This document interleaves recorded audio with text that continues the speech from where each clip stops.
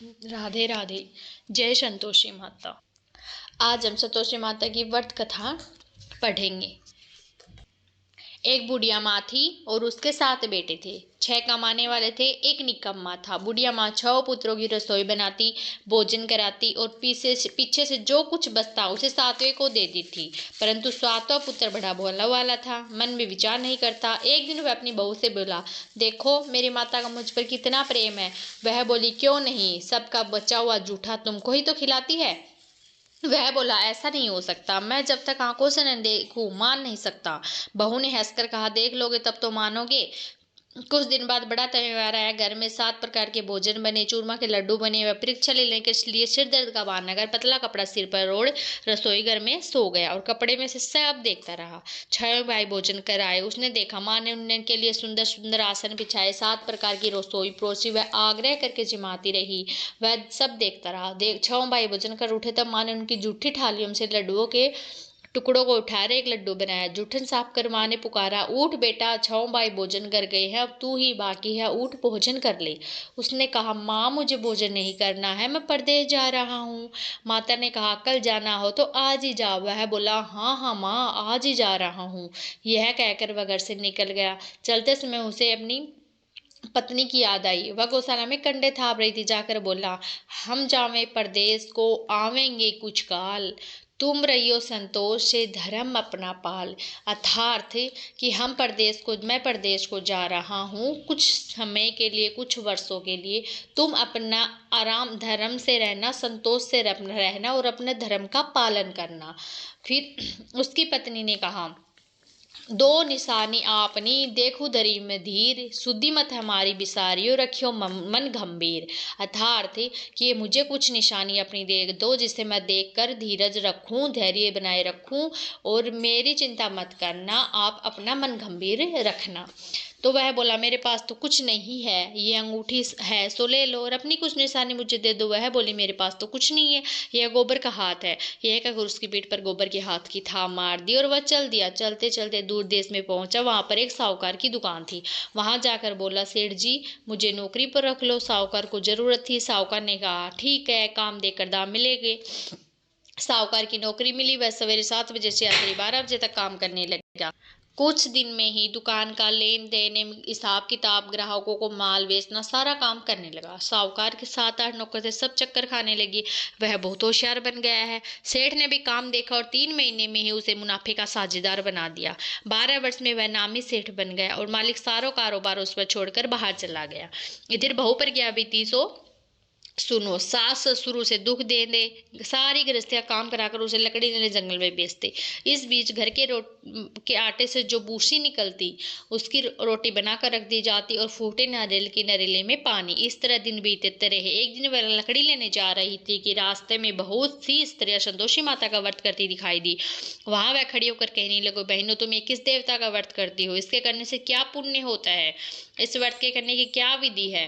यदि तुम अपने इस व्रत का विधान मुझे समझाकर कहोगी तो मैं तुम्हारा बड़ा उपकार मानूंगी। तब उनमें से बोली, सुनो, यह संतोषी माता का व्रत है, इसके करने से निर्धनता दरिद्रता का नाश होता है, लक्ष्मी आती है, मन की चिंताएं दूर होती है, घर में सुख होने से मन को प्रसन्नता और शांति मिलती है, पुत्र को पुत्र मिलता है, पति बाहर गया तो शीघ्र आ जाता है, कुमारी कन्या को मनपसंद वर मिलता है, राजभवन में बहुत दिनों से मुकदमा चलता हो तो समाप्त हो जाता है, कलह क्लेश की निवृत्ति हो, सुख शांति हो, घर में धन जमा हो, पैसा जायदाद का लाभ होता है।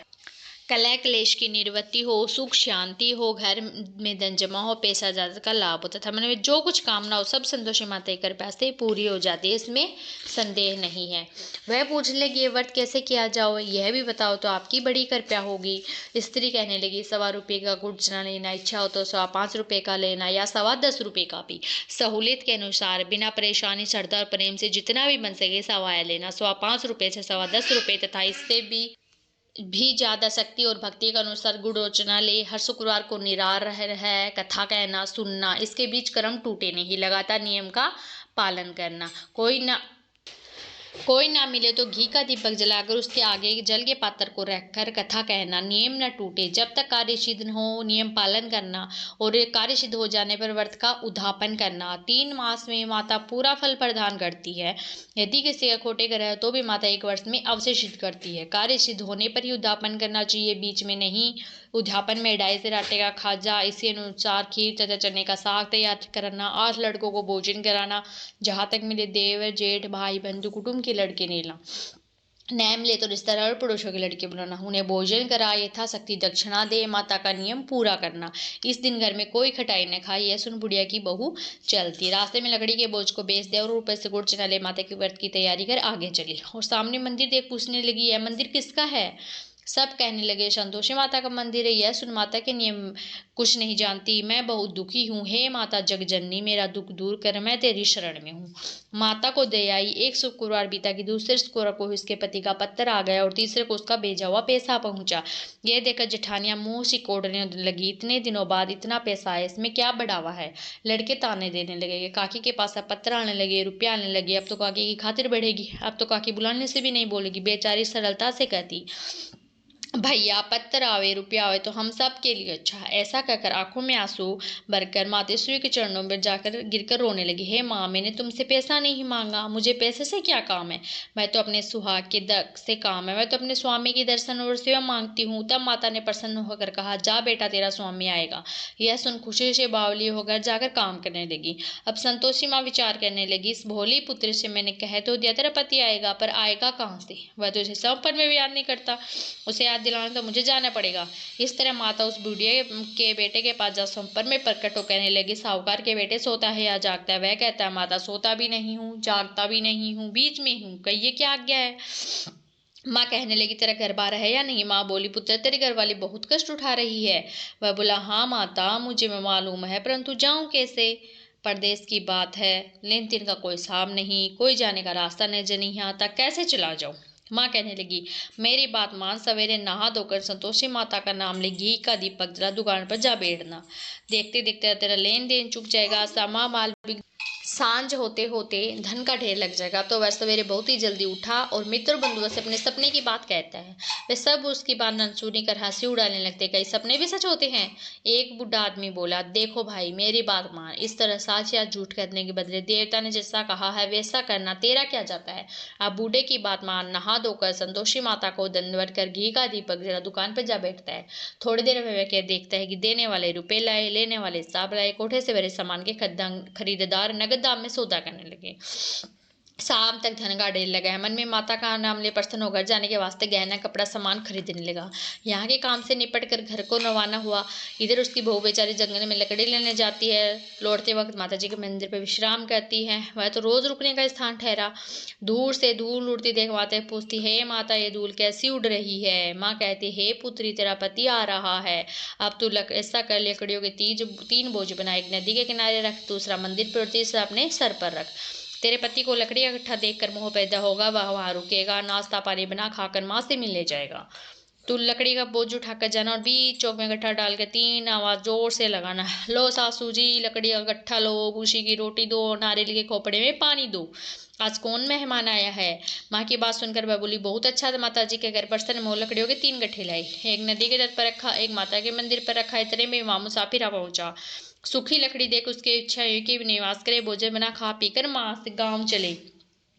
इस प्रकार भोजन बना विश्राम ले और गांव को गया। उसे समय बहू सिर पर लकड़ियां गट्ठा ले आती है और उसे आंगन में डाल जोर से 3 आवाज देती है, लो सासू जी लकड़ियां गट्ठा लो, भूसी की रोटी दो, नारियल के खोपड़े में पानी दो, आज कौन सा मेहमान आया है? यह सुनकर उसकी सस अपने दिए कष्टों को बुलाने तो कहती हूँ, बहू ऐसा क्यों कहती हो? तेरा पति तो आया है, आ बैठ, मीठा का बात खाकर कपड़े गहने पहन। इतने में आवाज सुनकर उसका स्वामी बाहर आता है और अंगूठी देकर व्याकुल हो जाता है और पूछता है, माँ यह कौन है? माँ कहती है, बेटा ये तेरी बहू है, आज 12 वर्ष हो गए तब से तू गया, तब से सारे गांव में जानवर रखते कपड़े फिरती है, कामकाज घर का कुछ करती नहीं है, 4 समय आकर खा जाती है। अब तुझे देखकर भूसी की रोटी और नारियल के खोपड़े में पानी मांग रही है। वह लज्जित हो बोला, ठीक है माँ, मैंने इसे भी देखा है और तुम्हें भी, मुझे दूसरे घर की चाबी दो, मैं उसमें रहूंगा। ठीक है बेटा, जैसी तेरी मर्जी, कहकर माँ ने चाबी का गुच्छा पटक दिया। उसने ताले का गुच्छा लेकर दूसरे कमरे को खोलकर सारा सामान जमाया। एक दिन में ही वह राजा के महल जैसा ठाट बाट बन गया। अब क्या था, वह सुख भोगने लगी। तत्पश्चात अगला शुक्रवार आया। उसने अपने पति से कहा, मुझे माता को उद्यापन करना। उसका पति बोला, बहुत अच्छा, खुशी से कर ले। तुरंत ही वो उद्यापन की तैयारी करने गई।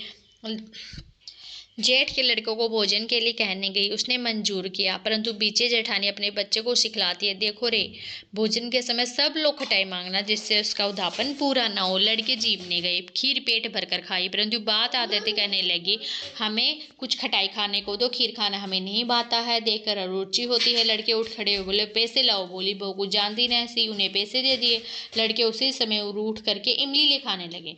ये देखकर बहू बनवाते जी ने कोप किया। राजा के दूत उसके पति को पकड़ ले गए। जय जेठा मन मन में खोटे वचन कहने लगे, लूट लूट कर धन इकट्ठा कर लाया था तो राजा के दूत से पकड़ ले गए। अब सब मालूम हो जाएगा जब जेल की रोटी खाएगा।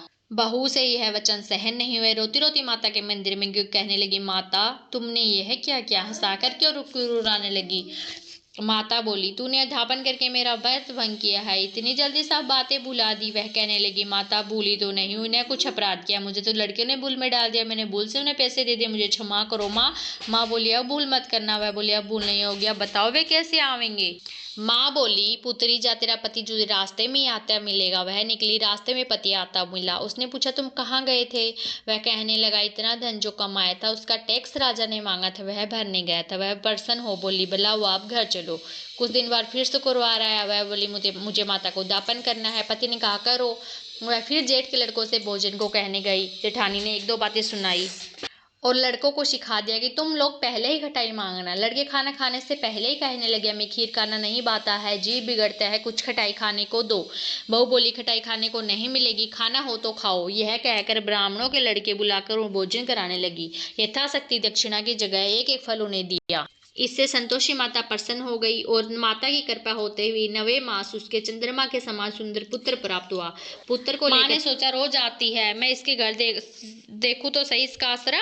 यह विचार कर माता ने भयानक रूप बनाया। गुड़ चने से सन्ना मुख, ऊपर से सोंड के समान होठ, उस पर मक्खियां भिनभिना रही है। धेरे में पैर रखते ही उसके साथ चिल्लाई, देखो रे, कोई चुड़ैल डाकने चली आ रही है, लड़कों से भगाओ नहीं किसी को खा जाएगी।